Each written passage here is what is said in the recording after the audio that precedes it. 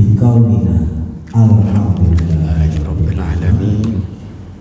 Atas limpahan rahmat taufik hidayah dan inayahnya pada kita semua, di mana hingga kini kita masih diberikan iman Islam dan kesehatan, sehingga pada malam hari ini kita dapat berkumpul bersama dalam pengajian rutin Senin malam di tempat ini.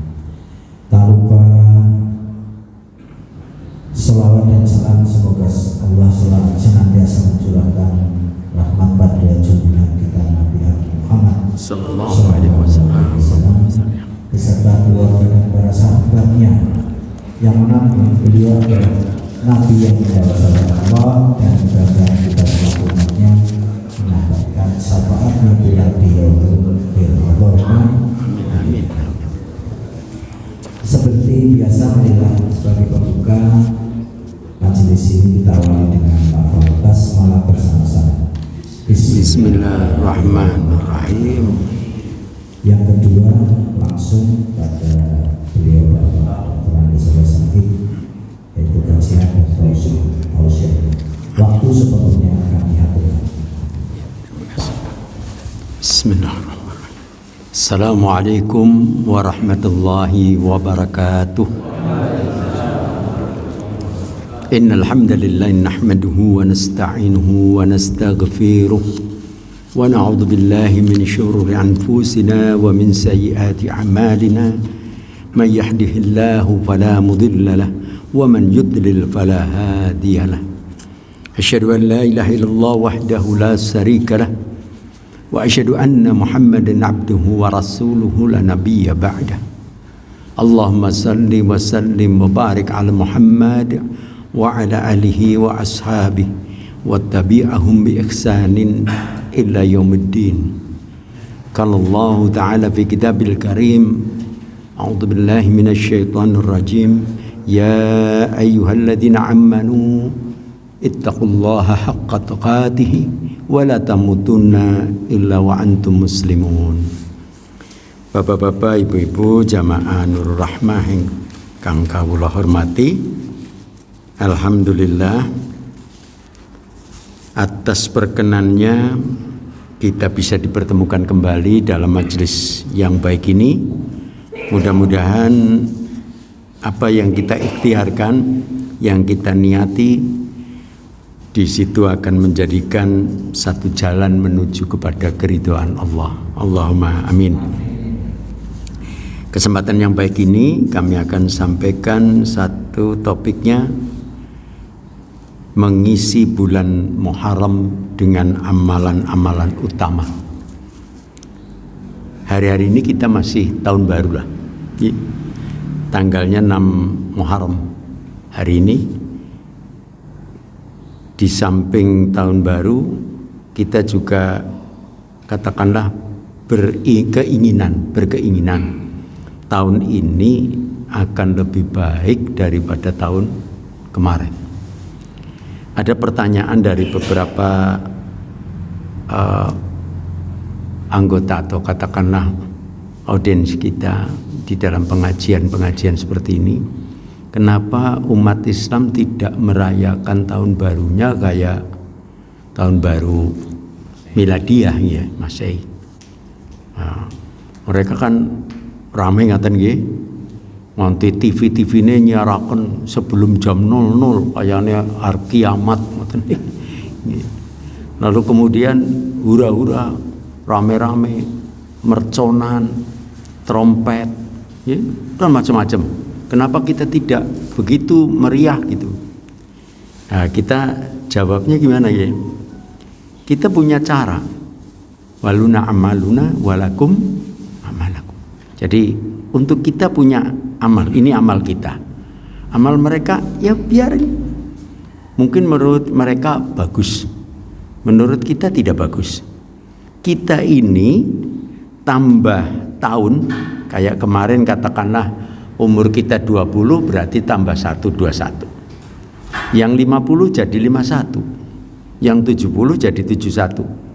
Kalau angkanya memang tambah. Ini menurut penalaran kita sebagai mukmin atau sebagai orang yang beriman. angkanya memang tambah. Kalau tambah pantasnya ya kayak disyukuri nggih. Yang tadinya 20 jadi 21 kan wah tambah alhamdulillah. Ya. Tapi di sisi lain kalau dalam perhitungan kontrak kita hampir habis. Ya. Panjenengan misalnya ngontrak rumah, ya, 10 tahun, sudah dipakai 8 tahun, berarti tinggal 2 tahun. Besok tahun baru, alhamdulillah. Apa ngoten? Alhamdulillah 9 tahun. Biasanya mulai ketar-ketir, wis duwe burung yang nggo perpanjangan kontrak, tinggal 1 tahun.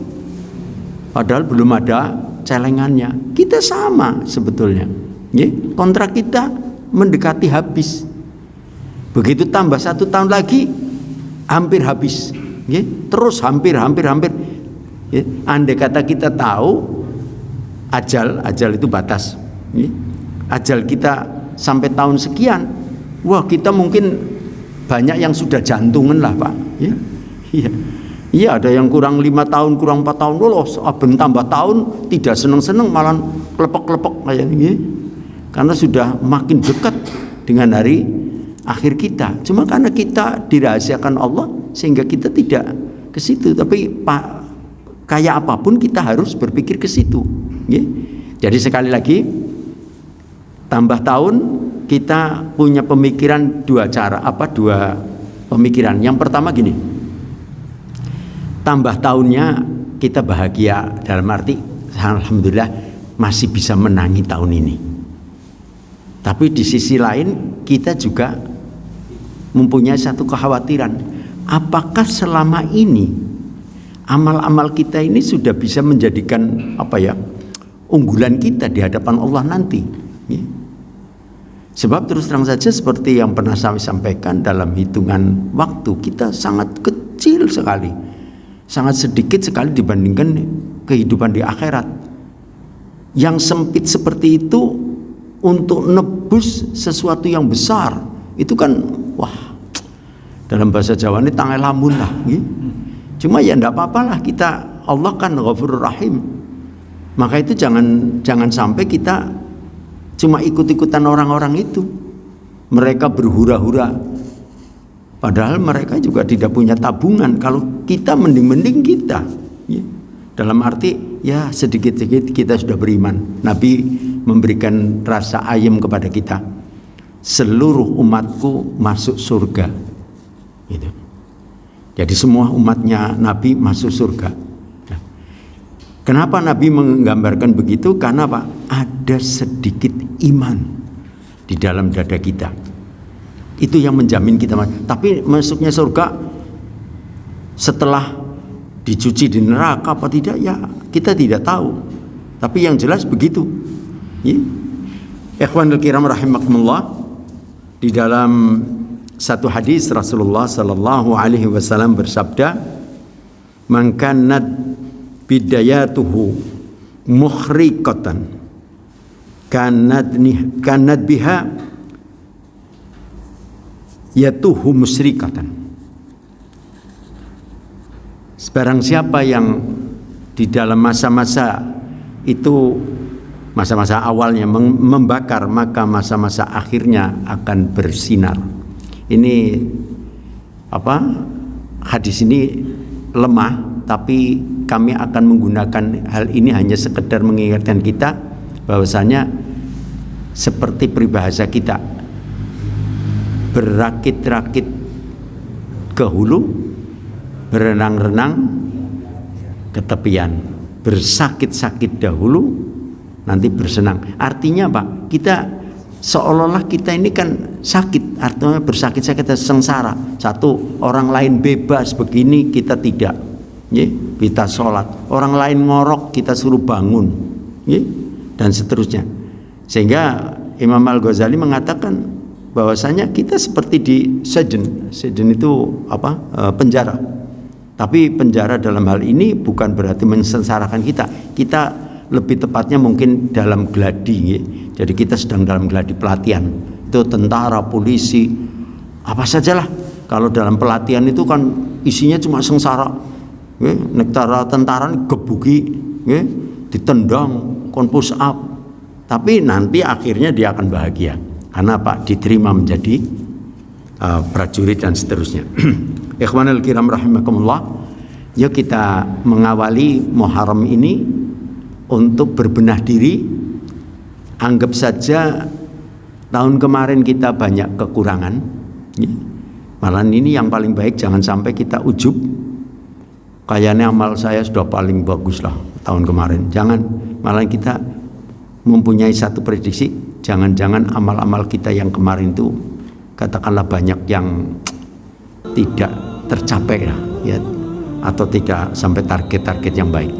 Oke, kita akan tutup tahun itu dan sekarang kita masuk tahun baru dengan semangat baru, akan kita dandani semua ikhwal. Yang paling benar, yang paling pas adalah apa? Mengikuti apa yang diajarkan Nabi. Insya Allah kita selamat. Jadi kalau kita ini sekarang sudah yakin lah, tahun yang kemarin mau kita tutup, cara bukunya sudah tutup, mboten usah diudik-udik malih. Sekarang kita mau buka buku baru. Buku baru ini jangan dikotor-kotori dengan amalan-amalan yang enggak ada tuntunannya. Sebab kami lihat masih banyak masyarakat kita melakukan itu. Kemarin belum lama di Wonosobo diadakan perayaan katakanlah bersyukur katanya. Karena apa? Ada mata air di Wonosobo, jumlahnya berapa, 9 apa berapa, semua didatangin dan ditaburi macam-macam, lalu kemudian didoakan karena ini air suci dan sebagainya. Ini menjurus kepada kesirikan, dan upacara semacam itu di tempat kita juga masih banyak.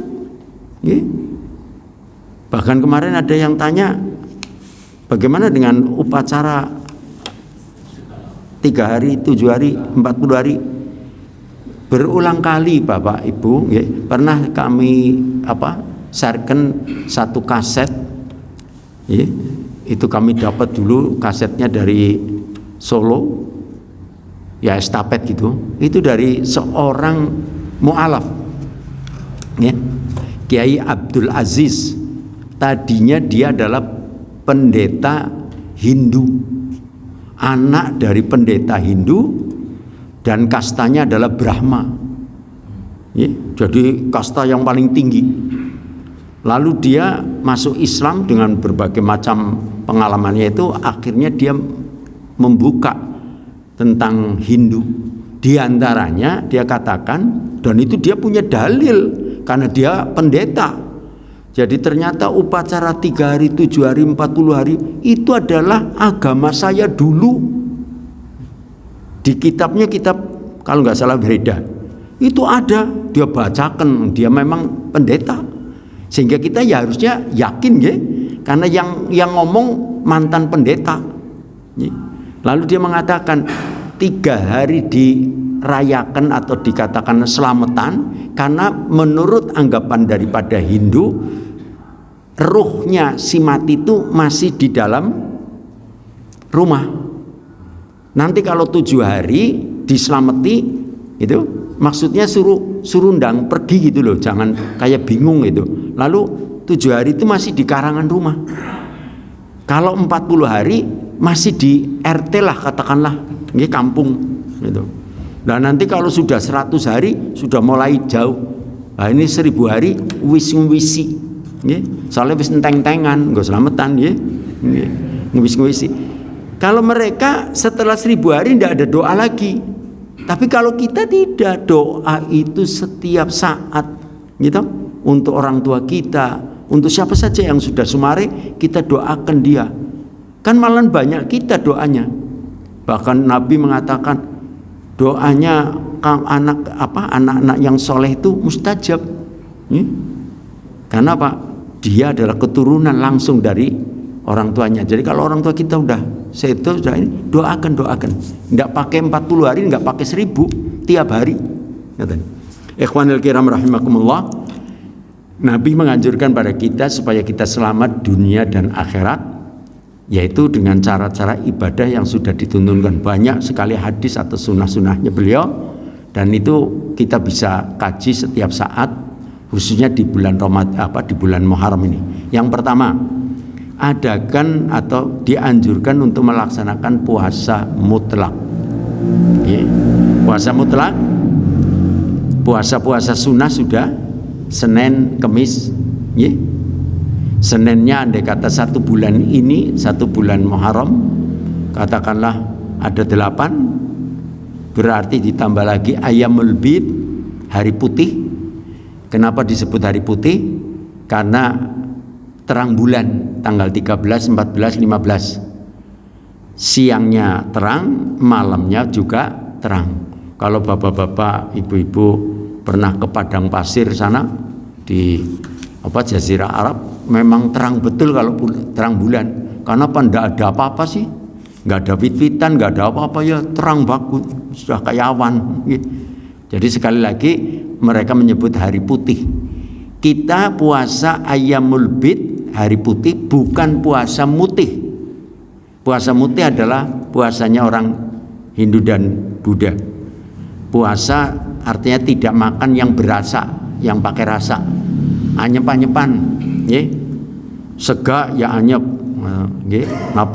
ada lagi yang mengatakan tidak pakai melalui masak, jadi ya daun-daunan, ya berarti kayak apalah, tapi kita bukan mutih, tapi puasa hari putih, yaitu 13, 14, 15. Kalau 3 ditambah 8 sudah 11, berarti hampir setengah bulan. Nabi mengatakan, Aisyah mengatakan, tidak pernah Nabi puasa yang penuh 1 bulan kecuali di bulan Ramadan. Lalu puasa Nabi yang paling banyak setelah Ramadan, setelah puasa yang wajib tadi, adalah di bulannya Allah. Lah bulannya Allah itu berapa? Ada 4, Pak Bu. Coba kita kembali ke satu ayat surat At-Taubah, surat ke-9 ayat 36. Inna iddatasy syuhuri indallahi 12 syahrun fi kitabillahi yauma khalaqas samawati wal ard minha arba'atun hurumun dzalika dinul qayyim.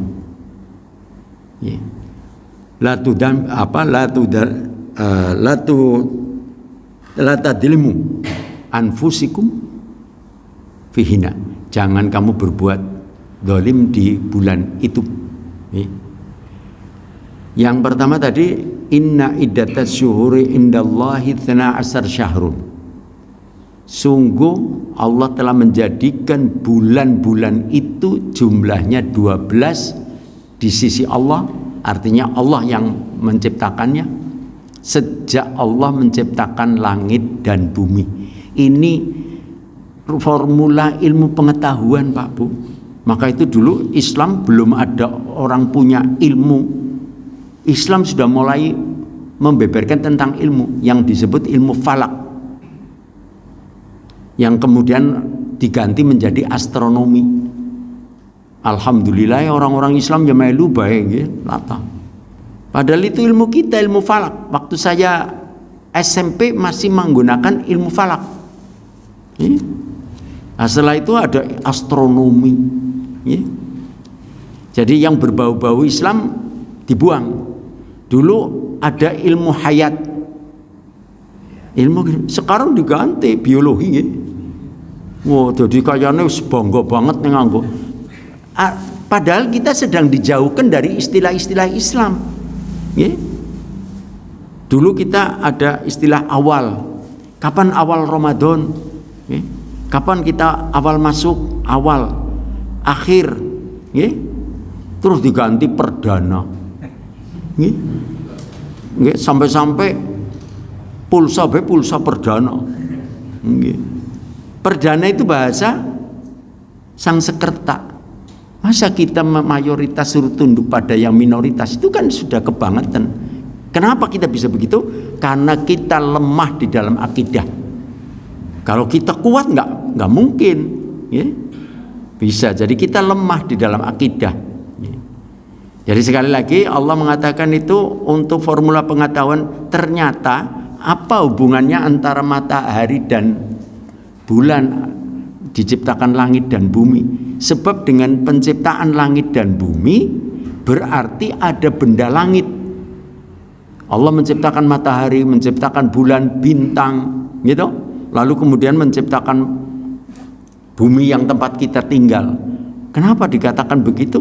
Sebab nanti Allah akan membeberkan tentang perjalanan bulan itu sebagai pijakan kita menghitung hari. Maka itu kita mengenal di dalam Islam ada perhitungan hari dengan dasar Qamariyah. Qamariyah berdasarkan perjalanan bulan. Sedangkan yang dipakai banyak oleh kita ini Samsiyah. Perjalanan hari dihitung dengan perjalanannya matahari. Bicara tepat dan tidak tepat nanti kita bahas, ya. Allah menjadikan itu supaya menjadi perhitungan buat kita, ya. Cuma sayangnya kita umat Islam yaitu tadilah latah melu-melu tok, ya. Karena memang kita tidak punya pijakan yang kuat, ya. Allah berfirman di dalam surat Yasin surat ke-36 ayatnya 39 sampai 40. Wa qadarnahu manazila hatta addakal urjunil qadim. Itu yang 39. La samsu yanbaghilahan tudrikal qamara wala lailu sabiqun nahar wa kullu fi falakin yasbahun. Jadi dikatakan oleh Allah di dalam surat Yasin ayat 39, wa qadarnahu, dan sudah aku tetapkan. Qadar itu tetapkan, qada. Allah sudah tetapkan qadarnahu manazila, apa? Perjalanan, manazil munculnya, manazil munculnya, hatta kada kal urjunil qadim. Bulan itu munculnya sedemikian rupa kemudian akan kembali lagi kepada qadim, yang seperti yang di muka, seperti yang kemarin. Jadi bulan itu putarnya tetap, sehingga kalau kita menghitung perjalanan bulan tidak akan selisih, Pak Bu. Ini ibu-ibu silakan dititeni. Sering kita mendengar kalau wanita itu ada menstruasinya. Orang menyebut datang bulan. Kenapa disebut datang bulan? Enggak datang matahari. Ya? Karena perhitungannya memang bulan, bukan bulan Januari, Februari, bukan. Maksudnya setiap munculnya bulan. Kalau dihitung pakai Qamariyah, ibu-ibu ajek. Tapi kalau dihitung pakai Samsiyah, setiap bulan selisih. Wingi tanggal 1 bulan ngarep geser tanggal 4, bulan ngarep maning tanggal terus geser terus. Tapi kalau dengan Qamariyah tidak. Yang bikin ini semua siapa? Allah. Lah Allah sudah marahi pada kita begini, tapi kita malah jerene kae kepriwe. Ini Allah yang menciptakan langit dan bumi. Itu sudah aku tetapkan. Berarti Nabi Adam belum tercipta, hari bulan sudah tercipta. Itu yang tadi dikatakan di dalam surat At-Taubah ayat 36, ya. Jadi Allah sudah menetapkan ini caranya. Lalu kemudian di dalam surat-surat yang lain, di ayat-ayat yang lain, Allah terangkan begitu mendetil, ya.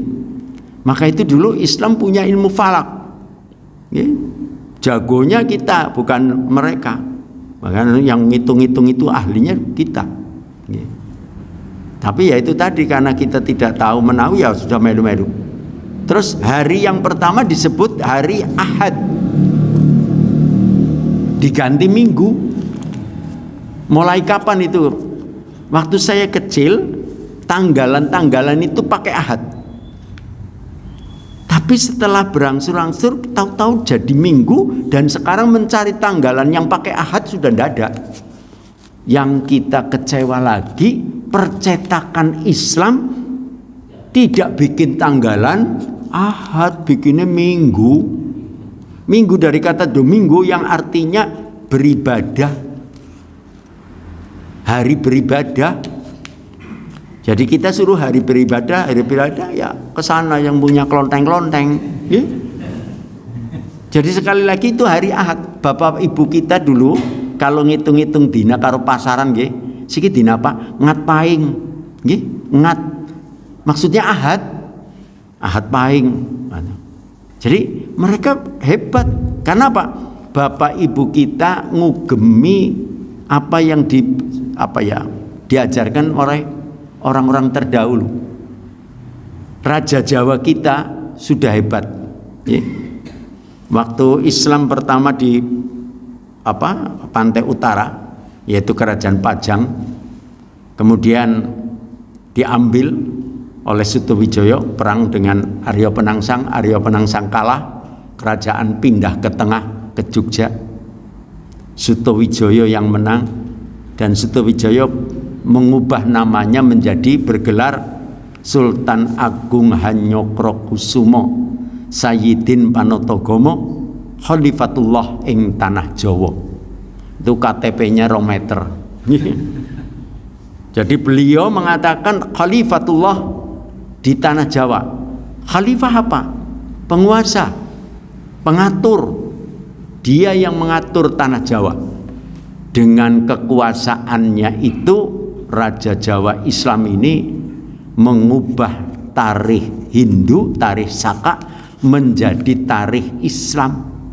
Jadi Mbah Buyut kita Raja Jawa ngerubah tarikh Hindu menjadi tarikh Islam. Sekarang kita gilirannya merubah yang Islam menjadi macam-macam.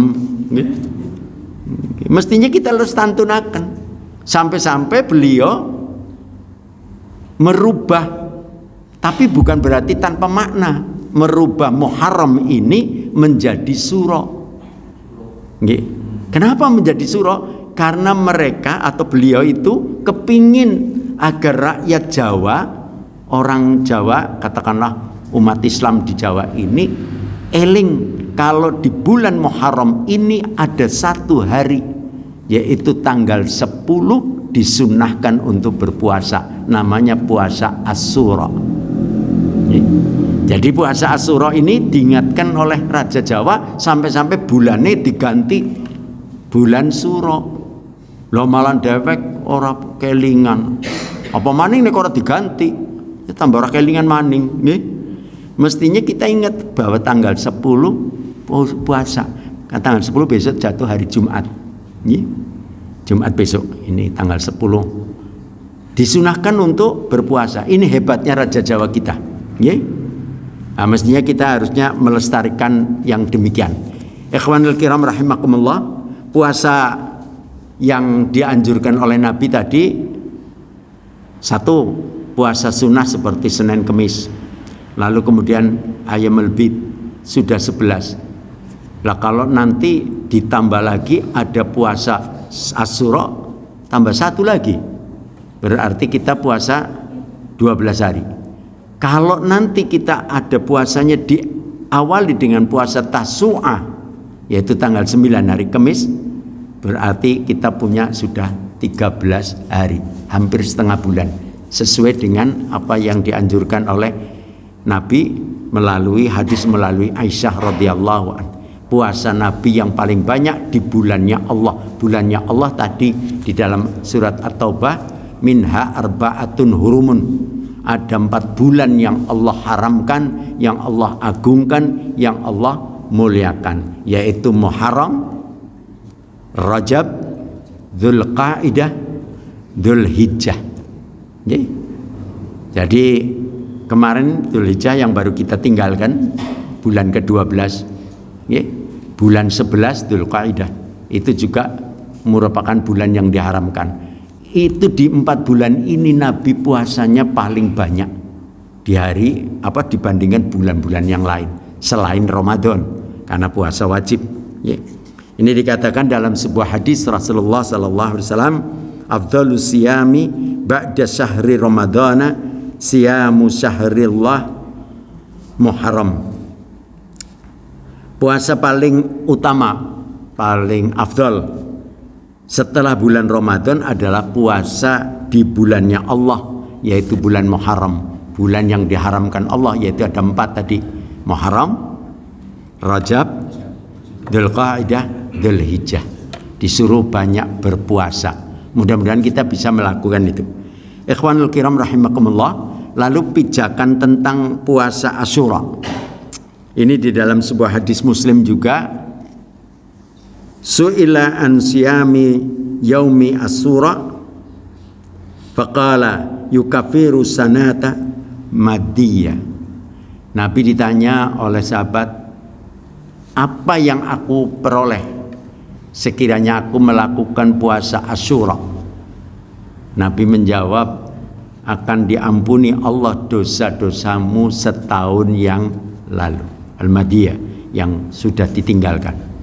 Terus naik kula panjenengan siam besok tanggal 10, mudah-mudahan Allah mengampuni dosa kita yang lalu. Berarti kita tahun ini kita akan mulai dengan lembaran baru. Ngaten nggih Pak Bu, kita beri komitmen lah, ingin pokoknya bulan ini mulai kita akan start yang baik-baik. Siapa tahu kebaikan ini jelas akan menutup keburukan-keburukan tahun yang lalu. Selanjutnya adalah menyempurnakan dengan puasa Tasu'ah. Nah, ini yang tadi kita sudah sampaikan. 10 kita berpuasa Tasu'ah. Kenapa kok Tasu'ah disuruh berpuasa? Pada waktu Nabi sedang berpuasa tanggal 10, menganjurkan pada sahabatnya puasa, ada yang berbicara, nek cara Jawine nyeletuk. Yang Nabi, puasa kita ini seperti puasanya orang-orang Yahudi. Nah, Nabi begitu mendengar itu mengatakan, aku lebih berhak atas Musa daripada Yahudi. Waktu ditanya dia katakan ini puasanya seperti orang Yahudi, beliau menjawab, aku lebih berhak atas Musa. Sebab Yahudi itu mengakui Musa sebagai nabinya dan nabi terakhir, tidak ada nabi lain. Jadi dia sebagai umatnya Nabi Musa, katakanlah saya yang paling benar. Lah, Nabi mengatakan aku yang paling berhak. Artinya saya lebih tahu tentang Musa dan ajarannya. Kemudian Nabi bersabda di dalam satu sabdanya yang diriwayatkan oleh Muslim,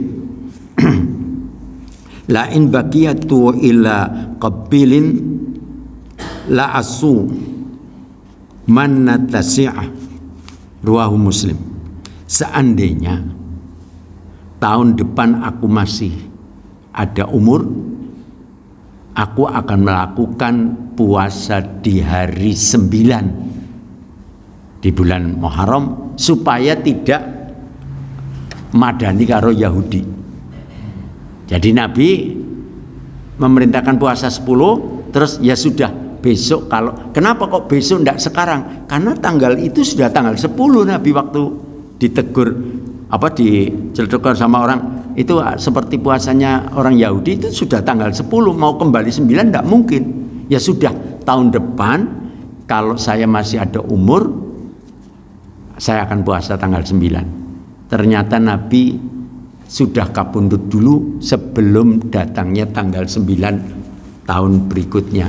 Nabi sudah wafat, sehingga fuqaha, para ahli fikih itu menetapkan puasa tanggal 9 sebagai sunnah hamiyatun, sunnah yang diniati oleh Nabi tapi belum dilaksanakan, dan ini mempunyai kedudukan yang kuat sehingga kita disuruh untuk melakukan puasa yang seperti itu supaya tidak madani karo Yahudi.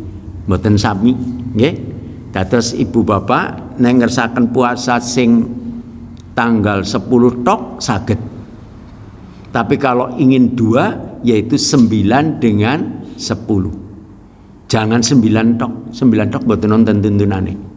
Tapi yang 1 hari ada 10. Tapi kalau 2 hari alangkah baiknya 2 hari 9 dan dengan 10. Ikhwanul kiram rahimakumullah.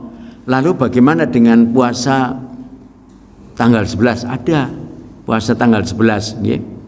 Jadi tanggal 9, 10, 11-nya ada puasa. Itu sebagai alternatif saja barangkali di antara kita yang tanggal 9 berhalangan, ibu-ibu terutama, rampungnya tanggal 9, berarti baru bisa puasa tanggal 10 kepingin tidak madani karo Yahudi, tidak sami, ya terus tanggal 11. Itu di dalam satu riwayat yang dalam satu hadis yang diriwayatkan oleh Imam Ahmad, ya. Sumu yauma Asyura wa khalifu fihi Yahuda. Sumu qablahu yauman au ba'dahu yauman. Rawahu Ahmad. Berpuasalah kamu di hari Asyura, di hari tanggal 10. Terus dan untuk menyelisihi atau tidak madani, tidak sama dengan orang-orang Yahudi, maka itu puasalah kamu sebelumnya 1 hari atau sesudahnya 1 hari. Artinya dianjurkan puasa 9 dengan 10, tapi kalau itu nanti berhalangan, yaitu tadi lebih baik 10 dengan 11. Dapat disimpulkan puasa yang lebih kuat di dalam tuntunan Nabi ini adalah 9 dengan 10. Kepepeten niku wau nek konten halangan. Untuk bapak-bapak ada halangan? Ada. Mungkin musafir, mungkin sakit, nggih, tanggal 9-nya ndak bisa. Ya sudah, 10 puasa. Untuk alternatifnya tadi 11. Jadi 11 itu hanya alternatif karena 9-nya tidak bisa dilaksanakan. Tapi kalau 9-nya bisa, lebih afdolnya adalah tanggal 9 dan 10. Insya Allah Allah memberikan kekuatan lahir batin kepada kita bisa melakukan hal tersebut. Kembali kepada ayat-ayat Allah, Bapak Ibu yang kami hormati, metode yang dilakukan oleh Nabi di dalam dakwah atau mengajarkan Islam kepada umat, kepada sahabat, tabi'in, tabi'ut, ini luar biasa. Maka itu kita lihat dalam sejarah Islam, kenapa dari masyarakat yang rusak, yang bejat super bejat ya Pak, namanya jahiliyah, bisa dirubah dalam tempo 23 tahun kurang menjadi masyarakat yang super, akhlakul karimah, yang di dunia belum ada seperti itu ya. Jadi di dunia belum ada akhlak yang seperti itu, sehingga Allah sampai mengabadikan tentang itu di dalam surat Al-Imran, surat ketiga ayat 110.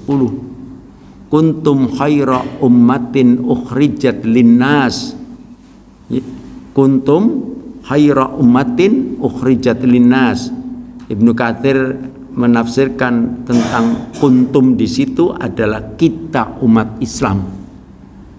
Sebab Allah berbicara kepada kita melalui kitab Al-Qur'an itu untuk kita. Kuntum khaira ummatin ukhrijat linnas. Kalian adalah umat yang terbaik, khairu ummah, umat yang terbaik yang pernah dilahirkan manusia. Kenapa kita kok terbaik? Ta'muruna bil ma'ruf wa tanhauna 'anil munkar wa tu'minuna billah. Karena kita beramar ma'ruf, nahi mungkar, dan beriman kepada Allah. Dan itu dipraktekkan oleh Nabi dan sahabat, sehingga pantas beliau-beliau itu menjadi orang-orang yang hebat, yang bisa membuka kegelapan dunia ini menjadi yang jelas terang. Minadz-dzulumati ilan nur. Kalau kita kembali kepada ajaran Allah dan Rasulnya, insya Allah kita juga akan mengalami zaman keemasan lagi, nggak seperti yang sekarang. Pokoknya kita bertekad Islam itu yang terbaik, dan ini agama yang sudah pas untuk kita. Cuma sayangnya banyak di antara kita kaum muslimin yakin Islamnya, gitu, mantep Islamnya, tetapi ada beberapa bagian-bagian dari Islam itu yang kurang mantep, bahkan tidak mengerti. Yang ini yang sangat kita sesalkan. Allah berfirman di dalam satu ayatnya, surat Jum'ah ayat 2. Walladzi ba'atsa fil ummiyina rasulan minhum yatlu alaihim ayatihi wa yuzakkihim wa yu'allimuhumul kitab wal hikmah wa in kanu min qablu la fi dhalalin mubin. Ini mengkisahkan tentang apa yang tadi kami ceritakan. Masyarakat yang bejat jadi bagus. Allah berfirman, walladzi ba'atsa fil ummiyina rasulan minhum. Akulah Allah yang mengutus utusannya, nabi, rasul di tengah kaumnya.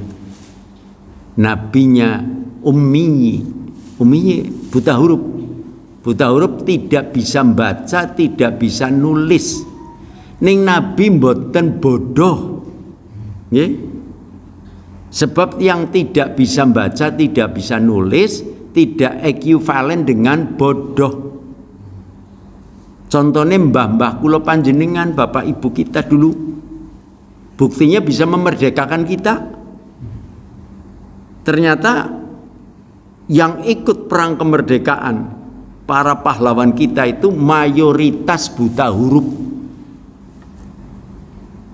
Dulu ada yang sekolah sampai SMP, semonjo banget, calon jenderal. Sekolahnya angka loro. Angka loro itu maksudnya SR, sekolah rakyat, horse school, angka loro, mung 2 tahun tok. Landa gawe ngoten maksudnya apa? Men bisa ngrewangi landa. Ning aja kepinteran mbok kanthi njaluk merdeka. Nggih. Dadi ajeng didadekaken jongos, dijadikan kuli, dijadikan rewang, napi si mandan pinter sidik lah. Maka itu kon sekolah angka loro. Nggih. Angka loro itu di desa, satu desa yang tamat mungkin 1-2. Sebab memang dipersulit. Nggih.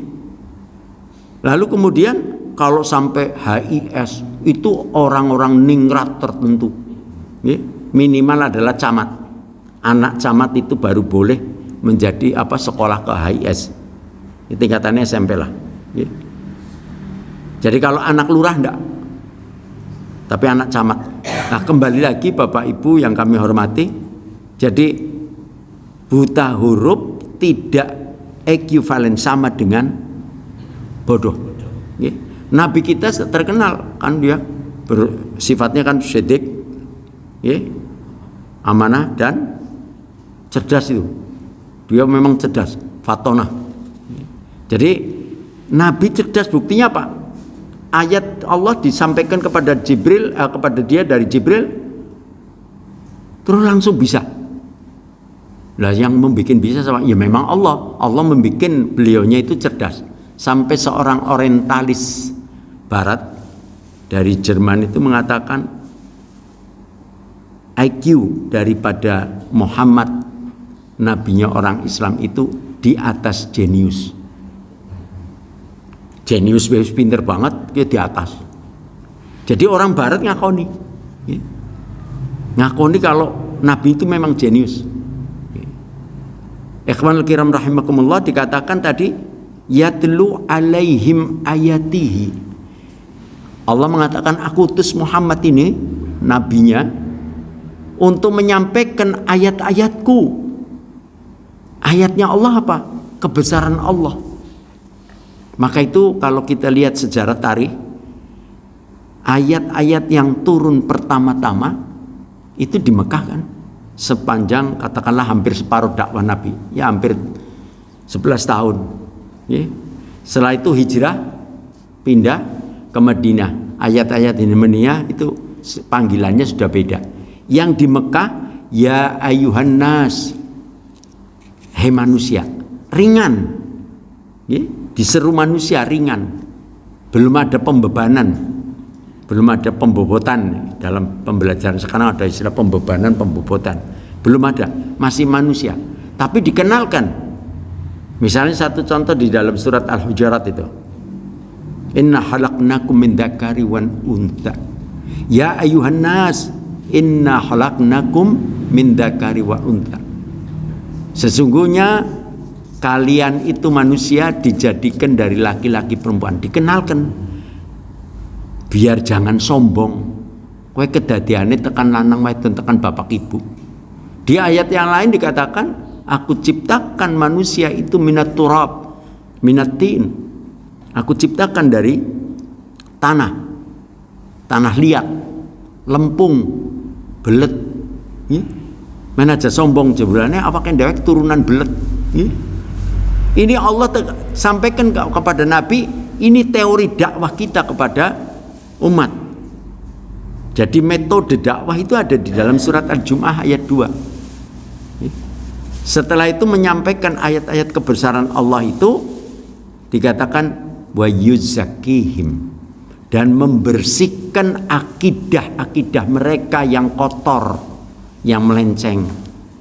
Kalau kita kepingin baik, mestinya Bapak Ibu akidah kita juga harus dilempengaken. Yang masih ada kotor-kotor dengan syirik, dengan khurafat, dengan tahayul, nggih. Ki lindu ki mau bengi kaya-kayane arep pada murah mbok ngisuk, nggih. Oke pertanda ini khurafat tahayul, nggih. Jadi tidak boleh kita percaya yang seperti itu, walaupun mungkin ada benernya. Kalau ada benernya atau itu memang benar, enggak. Allah sedang istidrat kepada kita. Istidrat apa? Ngelululah. Men, katanya bener men percaya. Kita sudah mengalami zaman-zaman seperti itu.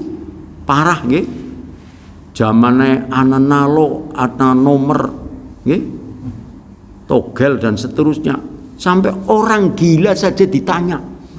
Nggih. Dan nek wong waras takon wong edan berarti ya wis ngakoni nek sing edan luwih pinter nimbang sing waras. Takon kan, tanya kan apa ya, bertanya itu kan kepada orang yang ngerti. Jadi kita mestinya tanya kepada yang ngerti. Lah wong edan kok ditakoni gitu. Dan seterusnya itu rupanya apa ya, ada ilmu kita dari sana. Kita telah melenceng betul akidahnya. Ini dalam surat Jumat dikatakan, setelah kita dibeberkan tentang kebesaran Allah, kita yakin tidak dengan Allah itu hebat. Allah besar. Allah mampu merubah apa saja. Allah tidak punya istilah mungkin, istilah apa ya, tidak mungkin, itu tidak ada. Bagi Allah semua bisa. Idza arada syai'an an yaqula lahu kun fayakun. Kalau Allah menghendaki sesuatu pasti jadi. Dan ini harus tertanam pada jiwa kita, Pak Bu. Sehingga kita tidak ngelokro. Kaya-kayane tangan lamun lah. Nggih. Kayane awake dhewek tangan lamun. Nembe dikongkon ngaji tentang manasik haji saja jawabnya gitu. Saya pernah mengusulkan di dalam majelis taklim itu kan ada pekan kelima nggih. 1, 2, 3, 4, 5. Sing 5 biasanya kosong. Pekan 1 yang isi Pak ini, 2 itu, ini 4. Sing kelima kosong. Kalau kosong lebih baik diisi nanti dengan manasik haji. Kita belajar manasik haji. Jangan sampai nanti kalau sudah mendekati haji baru manasik. Kata sing bingung. Kemarin jamaah haji, tidak kemarin saja lah, hampir setiap tahun setelah berangkat jamaah kita yang punya nomor telepon saya itu sering WA dengan saya, Pak saya begini-begini gimana Pak Haji, Pak saya begini-begini apa benar? Berarti masih bingung dia tentang manasiknya gitu. Jadi ini yang perlu kita ajarkan pada umat. Tapi waktu kita tawarkan, monggo Bapak Ibu hadir nggih nginjing manasik haji, lah nek kaya nyung ya tangeh lamun dah nggih. Nah nggih, kaya nyong ya tanggal lamun munggah haji seniki 1 juta Pak. Tambah tanggal lamun maning kan nggih. 1 juta 18 tahun nggih.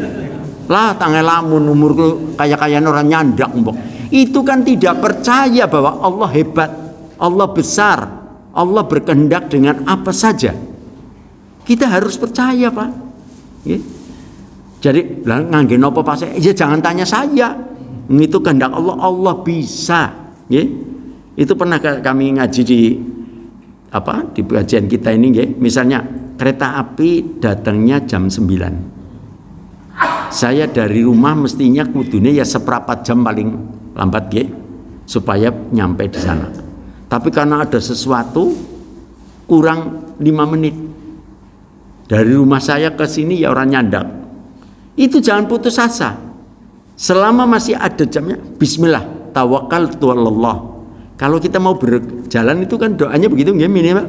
Bismillahirrahmanirrahim, bismillah tawakkaltu 'alallah. Berserah diri kepada Allah. Dan Allah sudah berfirman melalui lisan Nabi kita Muhammad sallallahu alaihi wasallam, aku sesungguhnya mengikuti prasangka hambaku. Jadi apa sing disejani hambaku, aku melu. Ya. Artinya Allah mengiyakan. Sejani hambanya gimana? Ya Allah, saya kepingin ini acaranya penting dan sebagainya. Ya Allah, mudah-mudahan saya tidak terlambat. Ya Allah, izinkan saya bisa berangkat. Wah, dengan kekuasaannya Allah bisa saja kereta api yang harusnya datang jam 9 jadi tidak jam 9. Itu apa namanya? Takdir. Mungkin kereta apinya sebelum masuk Gombong, kalau kita ke barat Karanganyar, mungkin apa ya? Bane gembes ora nggih. Nggih. Pokoknya dihentikan karena ada sesuatu 1000 macam gitu. Mungkin Bapak Ibu bisa menggambarkan yang begitulah nggih. Ini kira-kira. Saya pernah naik kereta api. Kereta api ini nyumpel nang terowongan notok itu, Purwokerto. Nyumpel lah, kenapa? Karena ternyata relnya lepas sehingga kepalanya nyumpel. Lah nyumpel ya wis ora lewat, alias kita mudun, nggih. Mudun naik bis. Coba kalau diceritakan dari berangkatnya pertama, yus kirim salam ya karo wong Gombong ya. Yang sing nganter ya pikirannya sepure gudul Gombong. Orang ngerti ora gudul Gombong, gudul notok. Notok ben nyumpel, nggih. Jadi sekali lagi, apa saja Allah kuasa. Ini perlu kita tanamkan, Pak. Nggih. Anak kita nyun sewu tidak ranking. Mau daftar di sekolah berikutnya. Wis lah. Kele urusan daftar ya, kayaknya ora bakal diterima. Lah, jadi gue bismillah, semangat, daftar aja. Ya. Kalau Bapak lihat itu di cara-cara pendaftaran di sekolah, itu kita tahu ya, walaupun sudah dicanangkan mau terima 100 anak. Yang sekian persen dari pindahan, yang sekian persen dari ini sudah bisa saja itu tidak terpenuhi. Ya. Akhirnya putra panjenengan daftar ya bisa diterima. Ya. Pokoknya kita harus percaya. Nah ini yang disebut yatlu alaihim ayati wa yuzakkihim, bersihkan akidahnya. Yang selanjutnya wa yu'allimuhumul kitab wal hikmah. Nabi disuruh mengajarkan kitab Al-Quran dan hikmah artinya sunnah. Ini yang harus kita pegang untuk paugeran kita hidup, Bapak Ibu. Jangan kita pakai yang lain.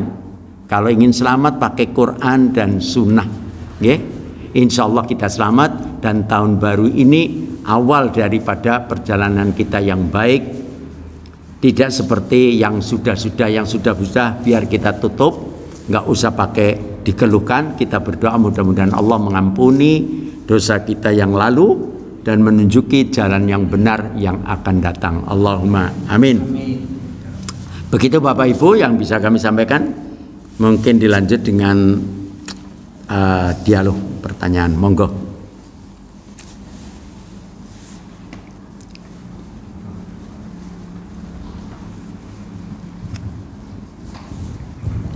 Dari Bapak Ibu. Ibu ada yang mau bertanya? Ibu ada yang mau? Ibu ya, bertanya ya Pak. Ya monggo Pak, monggo. Assalamualaikum warahmatullahi wabarakatuh. Waalaikumsalam warahmatullahi wabarakatuh. Silakan bahwa kalau puasa itu hanya pada tanggal 10, Nggih. itu berarti menyamai puasanya orang Yahudi. Nggih. Nah kalau kita yang kadang-kadang puasanya 1 hari saja, tidak didobel dengan tanggal 10. Iya. Tanggal 9 atau tanggal 10 ini hukumnya bagaimana? keabsahannya karena menyamai orang Yahudi. Demikian, Assalamualaikum warahmatullahi wabarakatuh. Waalaikumsalam warahmatullahi wabarakatuh. Sambil menunggu yang lain kita, jadi 10 Asyura Nabi sudah menjalankan. Berarti ini masuk kategori sunnah kan ya? Karena sudah dilakukan. Sunnah itu artinya kebiasaan. Sunnah artinya kebiasaan. Kebiasaan yang Nabi pakai. Nabi sudah ngelampai tanggal 10. Cuma ada yang mengatakan Nabi ini sama dengan Yahudi. Nabi tidak mengatakan, oh kalau begitu puasa kita tidak sah. Tidak, kita sah. Ya sudah, tahun depan kita tambahi 1 supaya tidak menyamai. Artinya apa? Penganjuran untuk tambah itu bukan berarti mengurangi bobot yang 10. Yang 10 tetap 10 kita puasa boleh tanpa 9 ya. Dan kita di awal tadi sama kami mengatur bahwasanya Nabi mengatakan aku lebih berhak atas Musa. Artinya Pak, tentang puasa 10 ini bukan masalah madani dan tidak madani atau apa nyamai ada tidak menyamai, tetapi memang ini perintahnya dari Nabi kita Muhammad sallallahu alaihi wasallam. Beliau di dalam hadis-hadis yang lain mengatakan tanggal 10 itu adalah kemenangan Musa atas Fir'aun.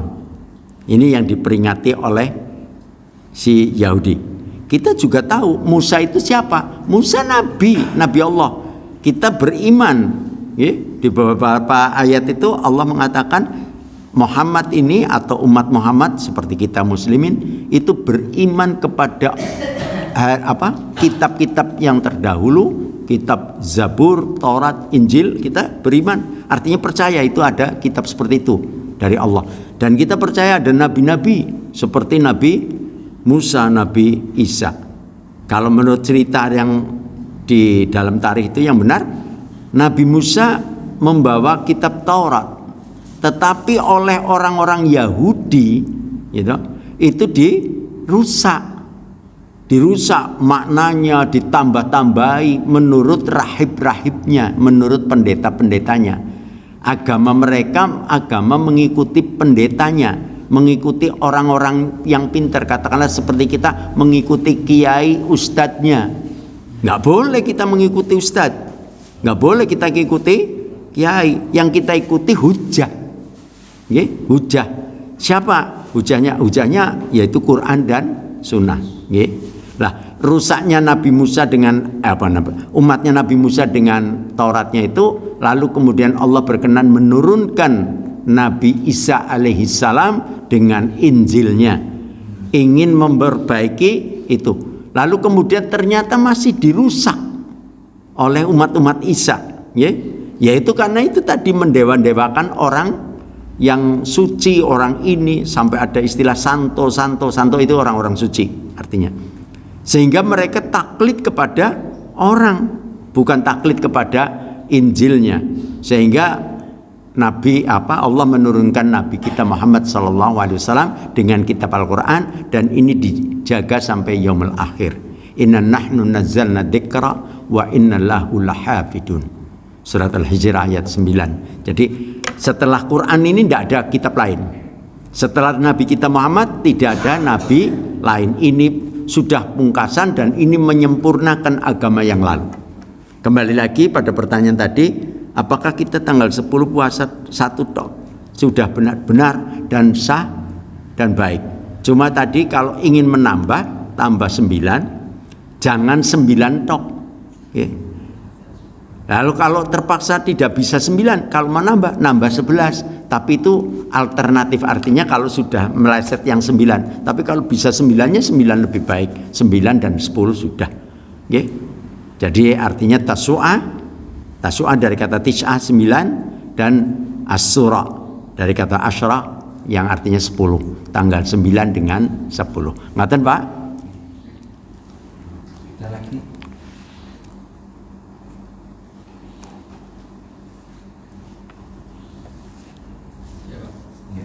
Monggo. Tentang sholat Pak. Nggih. Kenapa laki-laki menurut hadis ya Pak? Iya.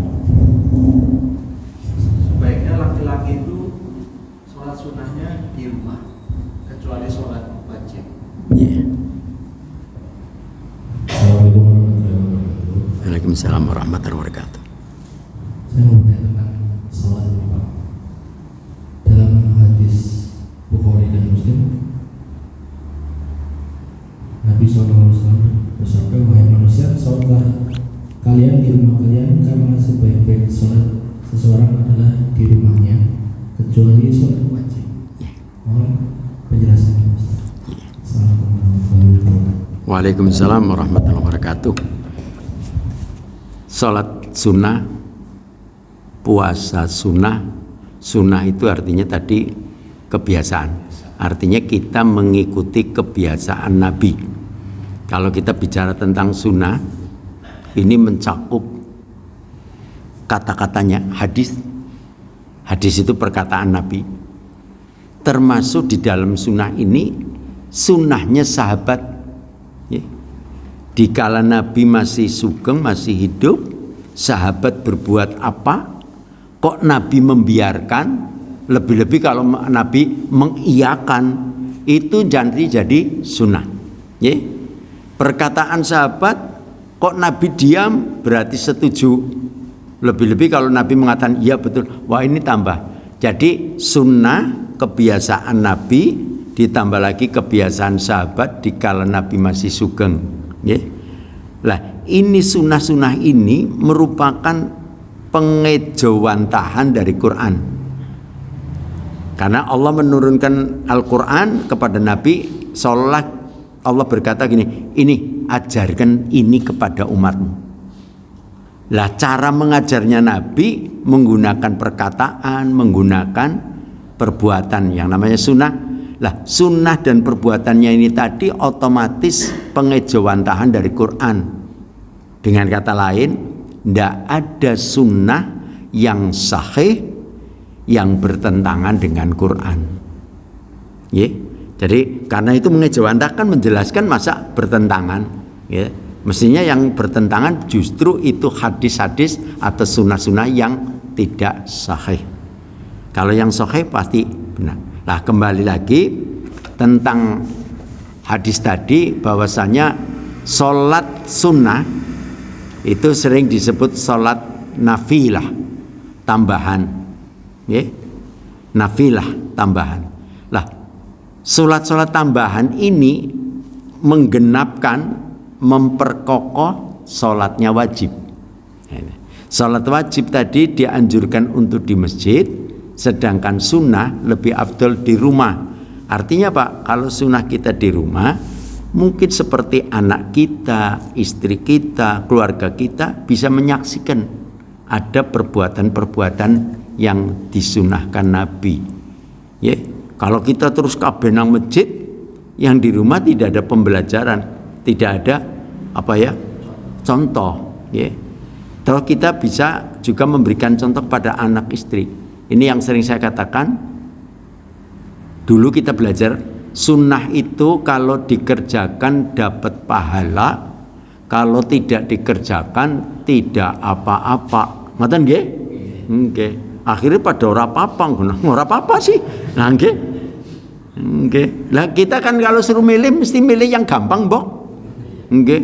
Ngenjing disuruh apel, misalnya Agustusan besok upacara. Semua rakyat harus upacara di alun-alun. Yang mau, yang nggak mau nggak apa-apa. Kayaknya milih apa-apa kabeh lah. Ya bodoh nek milih ngana, nggih. Ora apa-apa, nggih. Ini ternyata cuma bicara tentang sanksi, nggih, hukum. Hukumnya tentang sunnah itu begitu. Nek jenengan ngerjakaken ada dampaknya, yaitu katakanlah ganjaran pahala. Tapi kalau tidak, ya ndak dapat apa-apa. Mestinya kita kejar yang dapat, nggih. Nah, sedangkan sunnah dalam pengertian sunnah itu perbuatan kebiasaan Nabi, wajib untuk kita ikuti, tapi tidak wajib waktu. Nah, tadi saya sholat sunnah, besok mungkin tidak karena tidak wajib, gitu. Itu. Tapi wajib dalam artian diikuti. Lah kalau kita tidak tidak pengetahuannya seperti itu, kira-kira bapak-bapak, ibu-ibu di sini tidak pakai sunnah-sunnah, insya Allah genap 10 tahun sunnah hilang. Karena anak kita tidak ngerti sudah. Tapi karena kita mengerjakan sunnah, anak kita mulai bertanya, Pak, Bapak kan akan sholat di masjid, kok sholat di sini? Ini namanya sholat sunnah qobliyah. Sholat sunnah yang harus dilakukan di rumah. Ya? Lalu kita nanti datang ke masjid, ada sholat, ya, namanya sholat tahiyatul masjid, gitu. Sholat intidhar, dari menunggu, ya, menunggu dari khatib atau imam datang atau naik mimbar. Lalu ada lagi sholat apa? Ini kita beritahukan pada anak kita kan, atau turunan kita, pada keluarga kita supaya tahu. Ini hikmahnya diantara gitu. Ya. Tapi sholat sunnah dikerjakan di masjid apa tidak boleh? Boleh, boleh. Cuma itu tadi afdol itu utama. Lebih baik di rumah. Tapi kalau panjenengan harus ke masjid, ya boleh. Satu contoh, masjid menggunakan jeda waktu antara adzan dan qomat sempit, sehingga kalau kita sholat sunat di rumah datang ke masjid mesti telat, nggak bisa tahiyatul masjid. Padahal tahiyatul masjid Nabi sampai pernah khutbah memberhentikan khutbahnya, hanya memerintahkan bangun kamu untuk sholat. Berarti sholat tahiyatul masjid itu punya kepentingan, punya urgensi, punya kebaikan, sehingga Nabi menganjurkan. Kita telat karena jeda waktunya sempit. Ya, kalau begitu panjenengan langsung aja datang ke masjid, sholat karena datang berarti sholat tahiyatul masjid dulu, baru sholat qobliyah. Ya, enggak harus di rumah. Jadi artinya Pak, di rumah baik, di masjid baik, di rumah lebih baik. Untuk sunnah sunnah. Tapi kalau wajib tetap kita di sana laki-laki. Perempuan kenapa lebih afdal di rumah? Karena perempuan itu memang kalau kita belajar tentang wanita itu di dalam Quran maupun hadis, wanita itu dihormati oleh Islam, dijunjung harkat dan martabatnya. Sampai-sampai kalau kita belajar tentang ini, kenapa untuk wanita tertutup?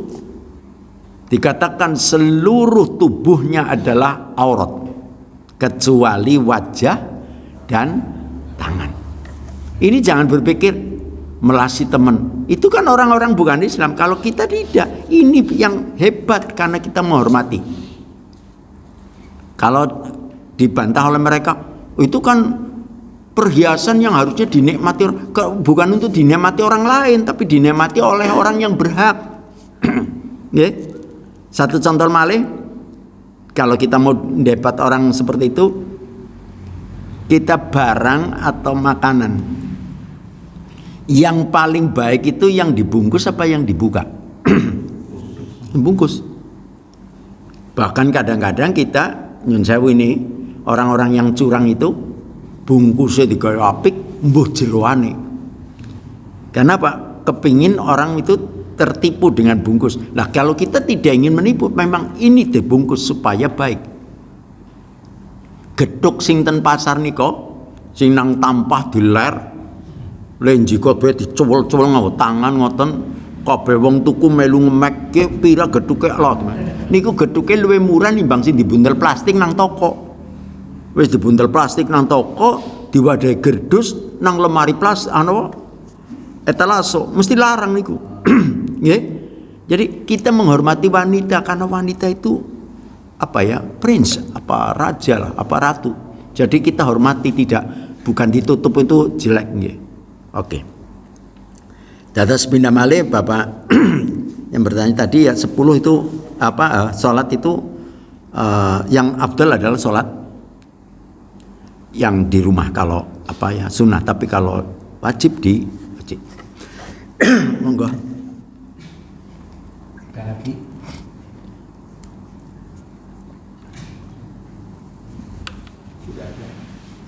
Sampun ya. Bapak Ibu yang kami hormati, selanjutnya Nabi berwasiat kepada kita untuk berbanyak-banyak berzikir, banyak-banyak bertobat di bulan-bulannya Allah ini.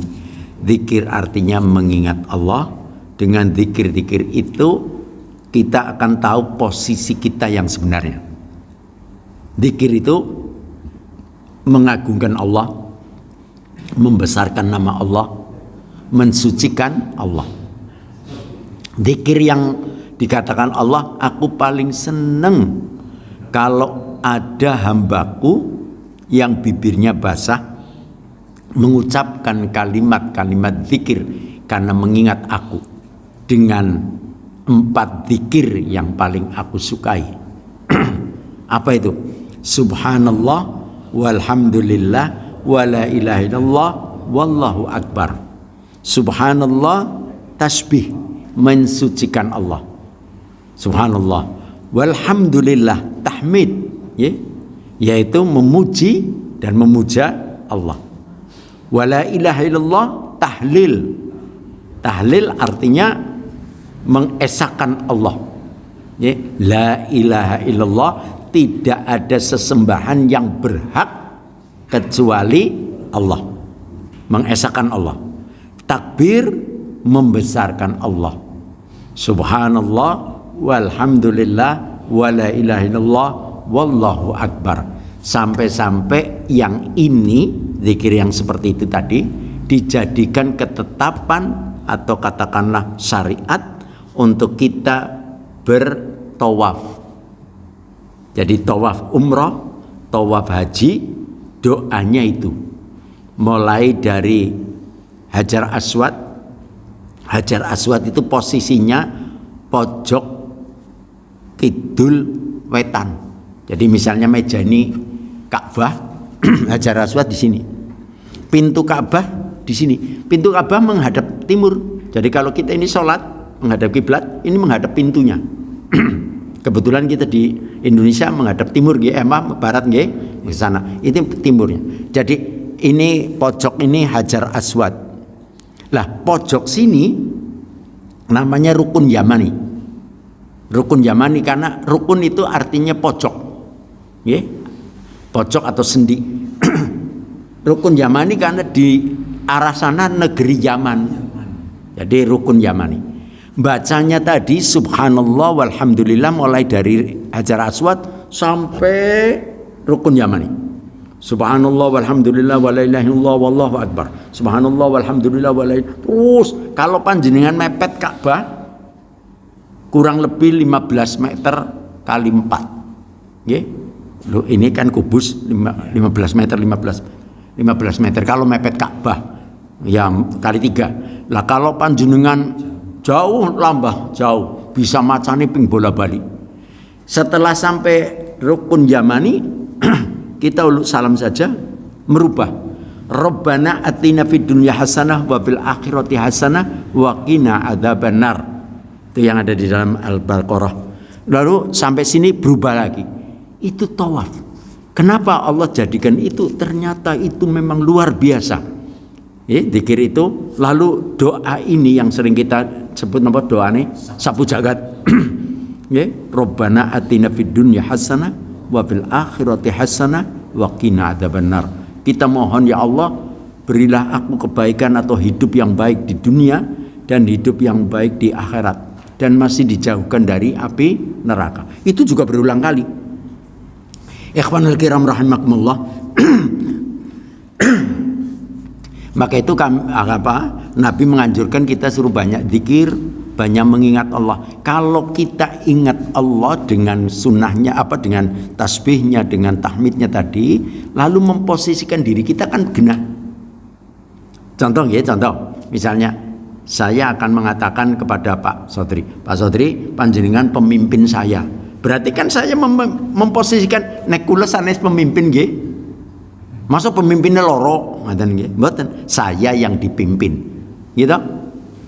Pak, misalnya saya mengatakan lagi, Bapak lebih tua dari saya. Berarti saya muda. Jadi memposisikan dirinya. Setelah Allah kita puji, Allah kita besarkan, kita tahu siapa kita.